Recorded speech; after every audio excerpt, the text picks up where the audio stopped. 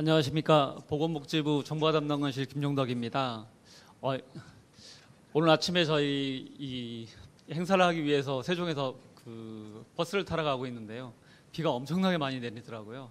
근데 서울 딱 도착하니까 날씨가 너무 맑은 거예요. 그래서 이게 지금 저희가 바라보고 있는 이 의료기관들의 그 보안에 관한 부분하고 똑같은 게 아닌가. 현재의 그 우울한 모습이 앞으로는 좀 더 좋은 방향으로 발전돼야 되지 않을까 하는 그런 것들을 보여주기 위해서 이렇게 날씨도 나타난 것 아닌가 하는 생각을 하면서 오늘 이 자리에 왔습니다. 오늘 발표는 추진 배경과 그동안의 추진 경과 그리고 향후 계획에 대해서 말씀을 드리겠습니다. 추진 배경은 의료기관 정보화 현황을 보면 전산부서의 인력들도 그렇게 많은 편도 아니고 그렇지만 EMR, EHR 정보는 굉장히 많이 도입되어 있습니다. 도입 현황들 보시면 전자의무 기록 시스템은 거의 90% 이상 보유하고 계시고, 그런데 실제로 운영하는 인력들을 보면 저 시스템들을 다 운영할 수 있을까 하는 좀 의문이 있습니다. 좀 더 살펴보면 상급 종합병원 평균 직원 수가 약 2,500명 정도 됩니다. 그 중에서 보안 담당을 하고 있는 인력은 한 1명 정도밖에 안 되고요. 예산은 한 7억 정도의 예산인데 실제로 보안 예산은 이 중에 한 63% 정도밖에 되지 않습니다. 그리고 상시 모니터링 체계에 들어가 있는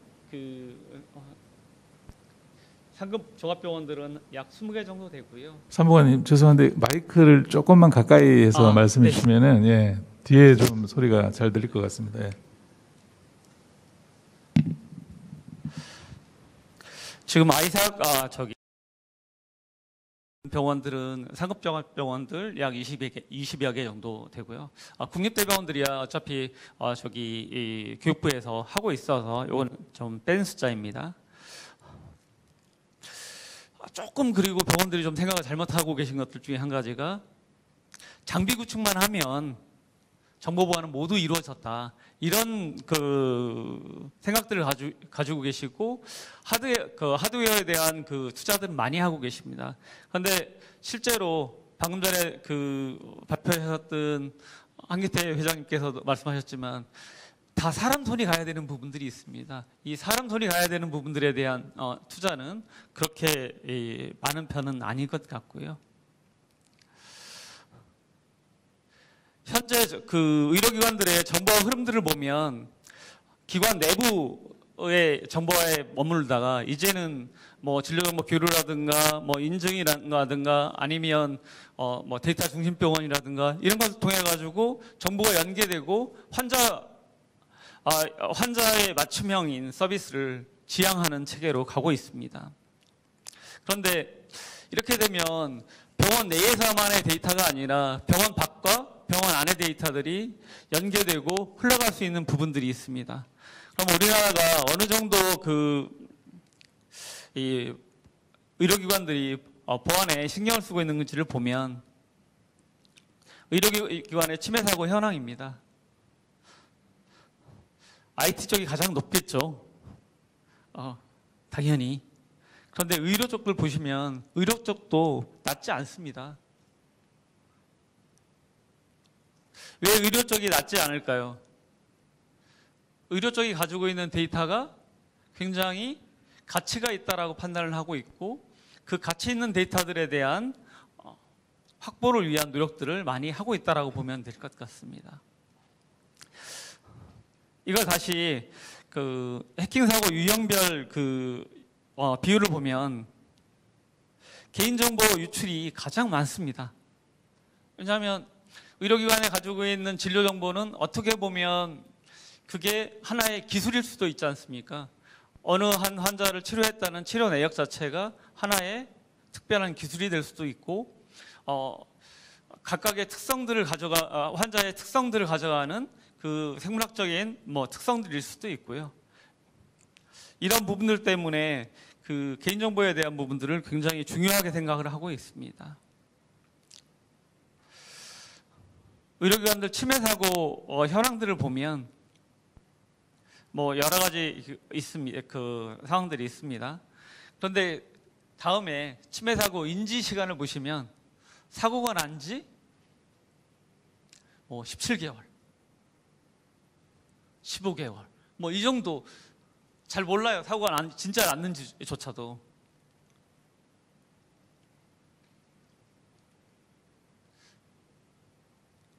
의료사고의 침해 사고의 가장 많이 나오고 있는 랜섬웨어입니다. 랜섬웨어 관련해가지고도 이런 형태들의 공격들이 많이 있었고, 사례들도 꽤 있었습니다. 또 이런 사례들도 있었고요.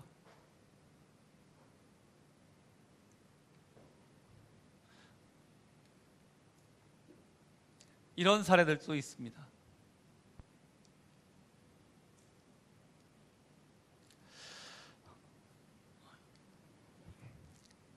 이런 의료기관들에 대한 침해 사고가 굉장히 많이 늘어나고 있는 상황에서 그러면 그 의료기관들의 침해 사고를 어떻게 예방하고 어떻게 대응할 것인지 이런 부분에 대해서 저희도 나름대로 굉장히 많은 고민을 하고 있고 저희만이 고민이 아니라 의료기관들과 같이 이 어떤 방향으로 나가야 될지에 대한 모색을 해야 되고 그리고 그것을 같이 진행을 해야 되는 상황일 것 같습니다. 저희가 사이버 안전센터, 의료기관 공동관제센터를 통해서 확인했던 사항들을 보면 올 1월에 침해 사고 시도했던 횟수보다 4월에 침해 사고, 침해를 위해서 시도했던 숫자가 많은 경우는 모병원 같은 경우는 한 2,000배 이상 늘어난 경우도 있습니다. 참고로 말씀드리면 의료기관 공동관제센터에 들어가 있는 병원들이 아산병원, 삼성병원, 연세세브란스병원, 건국대병원, 그리고 동산병원, 대구 동산병원 등등이 있습니다. 어느 병원이라고 말씀 안 드려도 잘 아실 것 같고요. 이래서 저희는 좀 더 안정적으로 진료 정보를 보호하기 위해서 이런 법적 근거도 마련했습니다. 진료 정보 침해 사고가 발생이 되면 사고 발생에 대해서 신고하도록 되어 있고 신고하지 않을 경우 과태료 조치를 하도록 되어 있고요. 진료정보 교류에 대해서는 기존에도 이미 하고 있었고 개보법상에서 정보통신기반법상 인증제도를 통해서 침해 사고가 발생했을 때 바로바로 조치할 수 있는 체계를 마련하기 위해서 진행을 하고 있습니다. 조금 더 이걸 세분화해서 보면 의료법 저희 23조의 3에 보시면 진료정보 침해 사고의 통지라는 부분이 있습니다. 여기에는 침해 사고가 발생했을 때 보건복지부에 해당 사항을 신고하도록 되어 있고요. 23조의 4에 진료정보 침해 사고의 예방 및 대응이라는 부분이 있습니다. 그래서 보건복지부에 침해 사고 예방을 하고 대응을 할 수 있는 그런 역할들을 의료법에서 지시하고 있습니다. 그러면 복지부는 그동안 어떻게 의료기관들의 이 사이버 보안을 강화하기 위해서 노력해왔냐면 2009년도에 저희가 보건복지 사이버 안전센터를 개소했습니다. 이러면서 저희 산하 공공기관들에 대해서 공공의료기관들에 대해서 관제를 시작했고요. 그리고 지방의료원에 대해서 관제를 했고요. 그리고 2018년에 의료아이삭을 개소를 했습니다.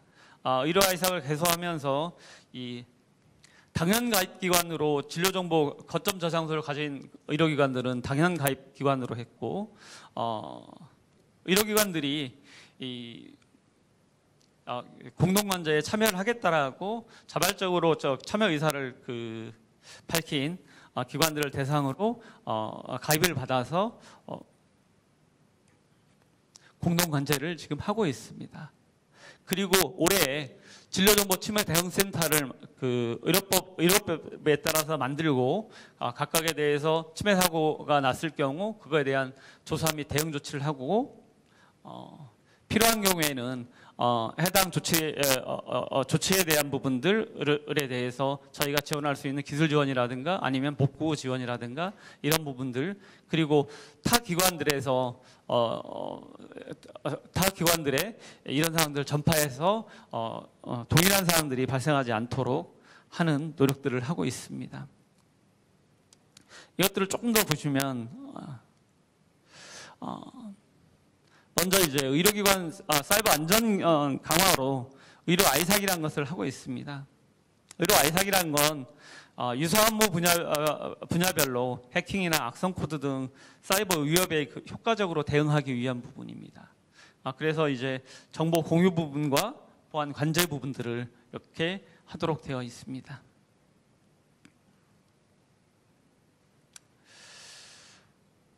그러면 왜 의료 아이삭을 만들었느냐? 정부가 모든 의료기관들을 다 보안 관제해드릴 수는 없습니다. 의료기관들이 그러면 각자가 이 단독 침해 대항에 대해 대응을 하기 위한 보안 관제를 할 수 있느냐? 그런 것들은 또 비용이라든가 아니면 인력이라든가 이런 문제들이 있고요. 보안 관리의 능력이라든가 전문 인력이 또 그만큼이 있느냐? 그렇지 않습니다. 그리고 아까도 말씀드렸던 장비 위주의 보안 대책의 한계가 있고 상시 보안 체계를 마련하는 데 있어서 이런 부분들이 아이삭을 통하면 훨씬 효율적으로 할 수 있다는 부분들 때문입니다. 그렇게 되면 의료기관에 대한 상시 모니터링, 보안 관제를 할 수 있을 거라고 보고 있고, 저희가 지금 좀 전에 말씀드렸던 당연 가입하게 되는 진료정보 교육 의료기관들이 있고, 자발적으로 의료 아이삭에 참여하시고 있는 의료기관 공동 보안 관제센터에 참여하시는 기관들이 있고, 이렇게 두 가지로 저희가 의료기관들에 대한 보안 관제들을 진행을 하고 있습니다. 왜 그러면 이런 보안 관제들을 하고 있느냐? 의료법이나 개인정보법 등의 이 관련 제도들이 지금 변화하고 있습니다. 잘 아시다시피 데이터 3법 개정돼서 시행될 예정인데요. 이렇게 되면 데이터에 대한 데이터를 활용하겠다, 이용하겠다라는 이야기가 나오기 전에 보호란 이야기가 먼저 선행이 되어야 될 것 같습니다. 보호가 되어야만 그 다음 활용이라는 이야기들이 할 수가 있는 거기 때문에 보호에 대한 방점이 찍힐 수밖에 없게 되고요.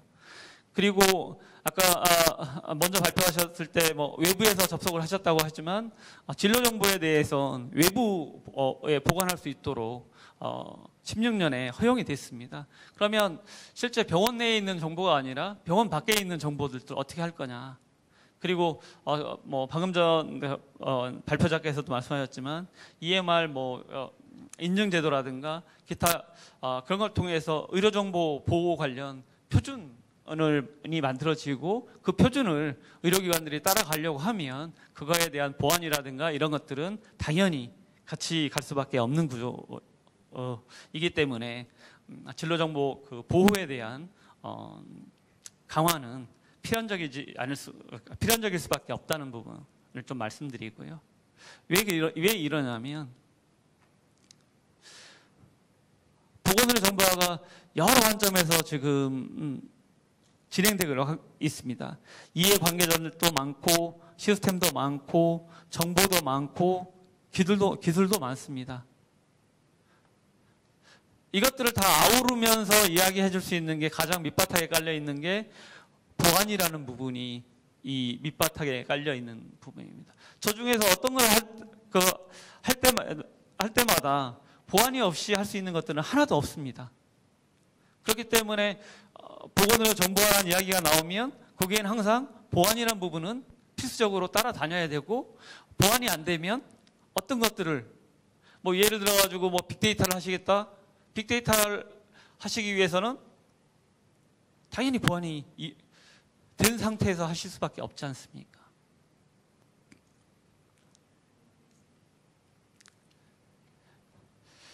이런 상황에서 복지부에서는 의료법에 따라서 진료정보 침해 대응센터를 개소를 했습니다. 진료정보 침해 대응센터의 그 주 업무는 365일 24시간 사고가 발생했다라고 하는 의료기관들로부터 신고를 받고 초동조치 대응하고, 사고 조사를 하고 원인 분석 및 재발 방지 복구 지원들을 하고, 그리고 해당 사항들을 전파를 통해서 다른 의료기관들에 해당 사고들이 발생하지 않도록 하려고 하고 있습니다. 대응 체계를 보시면 보건복지부의 보건복지부 사이버 안전센터, 치매 대응센터, 의료아이삭, 키사 등등이 각각의 그 협업 구조를 가지고 이런 업무들을 하고 있습니다. 그러면 의료기관들이 이제 이 소관들이 각각의 소관들을 가지고 있습니다. 그래서 기본적으로 민간에 계신 의료기관들은 치매 대응센터 쪽에 신고를 하시면 되고, 각 중앙부처 소속 그 의료기관들은 각 소관 부처의 사이버 안전센터에 신고를 하시면 되도록 되어 있습니다. 치매 대응센터를 말씀드리면, 신고가 오면 저희가 그 신고된 내용들을 초기 대응하고 그 대응 전략을 마련한 다음에 사고 조사 및 복구하고 보고 후에 사후 조치하는 형태로 가고 있습니다.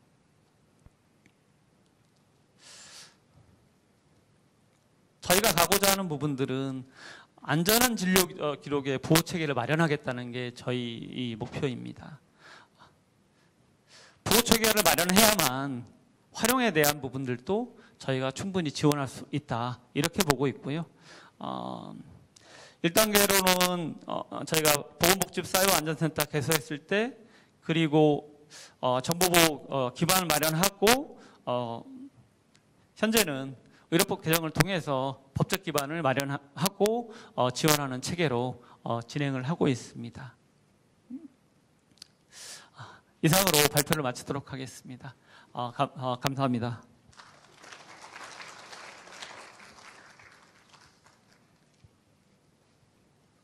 혹시 뭐 질의응답할 수 있는 시간이 좀 있는 것 같은데요. 궁금하신 점 있으시면 마이크 잠시만요.